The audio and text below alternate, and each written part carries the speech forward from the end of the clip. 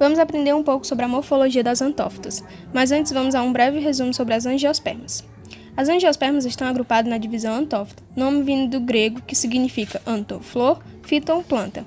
Essa divisão possui um sistema de vasos condutores e uma característica específica, onde somente as antófitas possuem flores e frutos. Tal estrutura é essencial para a sua reprodução. Oi, tudo bem? Eu sou o Matheus, um dos integrantes do grupo 7, que ficou encarregado de apresentar a morfologia das antófitas.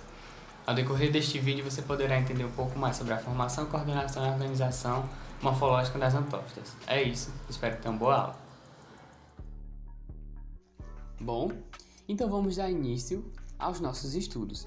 Devemos começar por tipologia e estrutura tecidual, que trata das estruturas e os tipos de tecidos.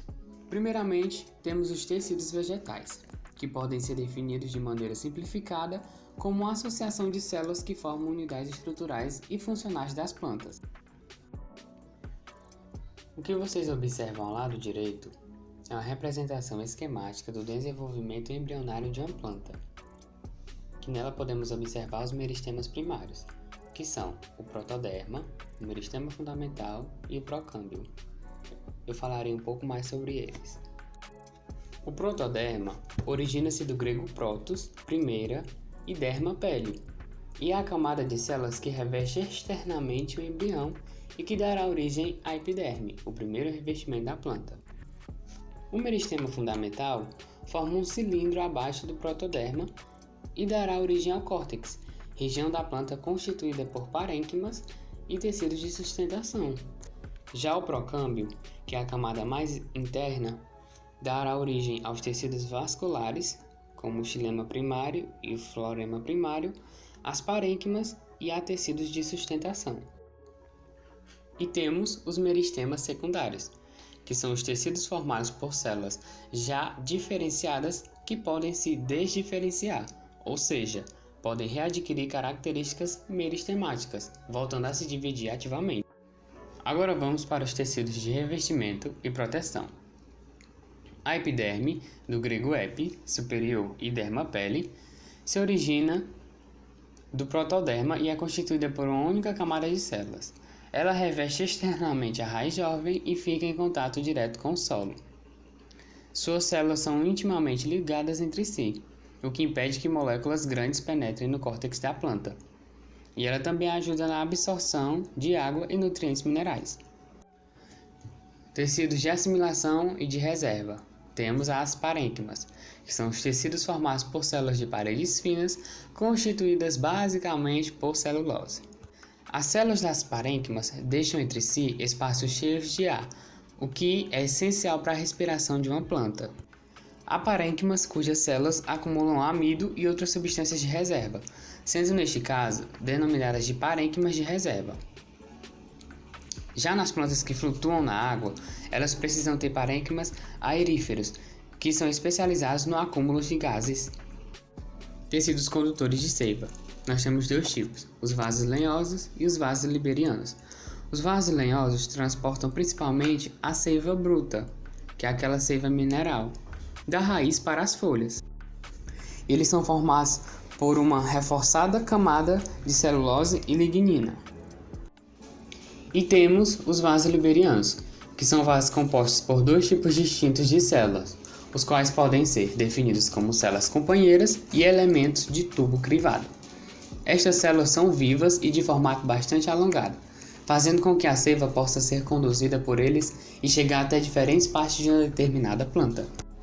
Agora, chegamos ao último tópico de tecidos, que são os tecidos secretores. As substâncias secretadas que eu vou citar aqui são o néctar e o látex. O néctar é uma substância doce e perfumada que é secretada pelas células secretoras chamadas de nectário. E a função dele é atrair os insetos e as aves responsáveis pela polinização. Já o látex circula pelos vasos laticíferos e tem capacidade de coagular, na qual pode ajudar a imobilizar larvas e defender a planta. Meu nome é Maria Laura, sou da Informática 2, número 26, e o meu tópico é sobre raiz. Sobre raiz, vamos ver função, morfologia e tipos. Agora sobre raiz. A raiz é o órgão da planta responsável pela absorção de água e minerais encontrados no solo, mas uma de suas principais funções também é a fixação da planta ao solo. Sua estrutura é dividida em zona suberosa, zona pilífera, zona lisa e zona marnamente. Zona meristemática. Nela localiza-se a coifa, uma espécie de cone responsável por dar proteção aos meristemas primários que se encontram internamente. Mais acima podemos notar a região lisa, mas também conhecida como região de crescimento ou de alongamento, onde as células se alongam e provocam o crescimento da raiz. A região pilífera é a responsável por absorver a água e os minerais encontrados no solo e necessários para a planta. A região suberosa é onde se localizam as ramificações da raiz e é formada por células cobertas de suberina, um tipo de polímero constituído especialmente de estéreis de ácidos graxos saturados ou insaturados. Os tipos de raiz. Recebe o nome de axial ou pivotante quando a planta possui uma raiz principal mais desenvolvida que as ramificações. Sua função é de dar mais sustentação à planta e é capaz de absorver águas e minerais das camadas mais profundas do solo. Típica das plantas eudicotiledôneas, fasciculada ou em cabeleira. Este tipo de raiz não possui uma raiz principal e suas ramificações possuem o mesmo tamanho. Por sua estrutura ser pequena, as plantas que possuem esse tipo de raiz desenvolvem-se na camada superficial do solo, que tornam-as capazes de combater a erosão do solo. São típicos das monocotiledôneas, como grama e arroz. As adventícias. Essas desenvolvem suas raízes a partir do meio do caule ou até da folha. Agora, raízes que possuem funções específicas em diversos tipos de plantas. Há raízes de suporte ou raízes tabulares. Elas são as que dão sustentação às plantas maiores e com mais peso. As raízes tuberosas são as raízes que reservam alimentos, como a raiz da cenoura, da beterraba e da batata. Pneutóforos. Essas raízes ficam mais acima dos solos, pois são responsáveis pela respiração da planta. Assim como ela, as raízes aéreas também ficam mais acima dos solos, pois absorvem a umidade do ar. As raízes sugadoras absorvem a seiva das outras plantas, e as raízes aquáticas são encontradas, por exemplo, em Vitórias Régias. Meu nome é Suelen, eu sou o número 33 e sou da Informática 2 e eu vou já falar para vocês sobre os tipos de caules das plantas antófitas. Bom, é importante saber que o caule faz a ligação da raiz à folha.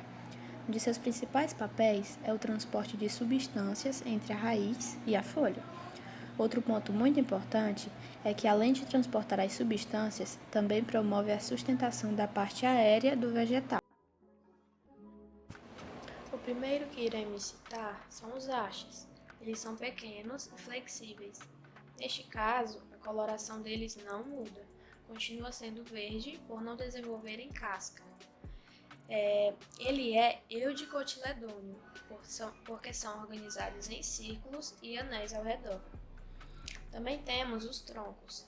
Sua coloração é a cor marrom. Sua estrutura é bastante rígida e resistente. A epiderme do tronco é substituída por uma casca e possui várias ramificações. Agora vamos falar dos cladódios. Os cladódios possuem um caule diferenciado, isso porque ele é fotossintetizante e armazena água. Esses caules são de clima seco, bastante parecido com os cactos. Agora vamos falar do colmo. Eles são eretos e cilíndricos, por isso os nós são visíveis aos nossos olhos e são alternados entre si. É também responsável pela formação das folhas e ramificações. Pode ser oco ou cheio. Também temos o estipe. Assim como o colmo, o estipe é ereto e cilíndrico, mas como sua característica única, possui folhas ou ramificações somente no topo da planta. Ele é monocotiledôneo, por suas ramificações serem bastante desorganizadas e espalhadas. Também temos o rizoma. Ele é um caule prostrado que apresenta gemas laterais e crescem na superfície do solo. Temos o bulbo. Por sua vez, o bulbo geralmente é redondo, tendo na sua parte inferior raízes e na sua posterior folhas modificadas para reserva. E por último, mas não menos importante, temos a batata inglesa. Ela é do tipo tubérculo, na qual armazena amido, é subterrâneo e possui o papel de reserva. Meu nome é Cauê, sou da Informática 2. Número 14, eu vou falar sobre as folhas. O que é folha? Folha é um órgão laminar clorofilado especializado na realização de fotossíntese. A morfologia das folhas. A folha apresenta estruturas primárias derivadas dos primórdios foliar. Uma folha completa apresenta limbo, pecíolo e bainha. Podem também aparecer estípulas, do latim estipulada palha. Limbo é a região laminar da folha. O pecíolo diminui a sombra que as folhas de cima lançam sobre as de baixo e facilita o movimento delas pelo vento. Bainha é o que prende a folha ao caule. Tipos de folhas. As folhas também podem ser classificadas em simples e compostas. Os espinhos dos cactos também podem ser consideradas tipos de folhas, por serem uma adaptação para o deserto. As brácteas, do latim denominada as lâminas finas, são folhas finas. São folhas que são na base das flores e às vezes são coloridas. As gavinhas foliares são aquelas folhas que se fecham, tipo as da ervilha e de outras folhas. Oi gente, meu nome é Vitória, eu sou da Informática 2 e o assunto que eu vou tratar hoje é sobre frutos. Antes de começarmos nosso passeio pelos frutos, vamos desmistificar o real sentido da fruta. Você sabe o que é fruto? Se você pensou em algo como docinho colorido ou bem comestível, você está meio certo. Na verdade, fruta é tudo aquilo que envolve uma semente. Compreendido agora? A fecundação propriamente dita ocorre dentro do carpelo da flor ou no receptáculo, em caso de pseudofrutos. Depois da polinização, o grão de pólen germina dentro do carpelo e forma-se o tubo polínico. Após a fecundação, o óvulo origina a semente e o ovário se hipertrofia, surgindo o fruto. Partindo agora para as partes dos frutos, nós temos o epicarpo, que é a casca, mesocarpo, geralmente a parte comestível, endocarpo, parte mais próxima da semente. A junção de três é chamada de pericarpo. Por fim, temos a semente. A função do fruto principalmente é ajudar na dispersão e propagação da espécie e revestir a semente. Portanto, se comermos uma fruta e jogarmos a semente na natureza, vamos estar contribuindo para a dispersão longe da planta-mãe. Os frutos são divididos em secos e carnosos.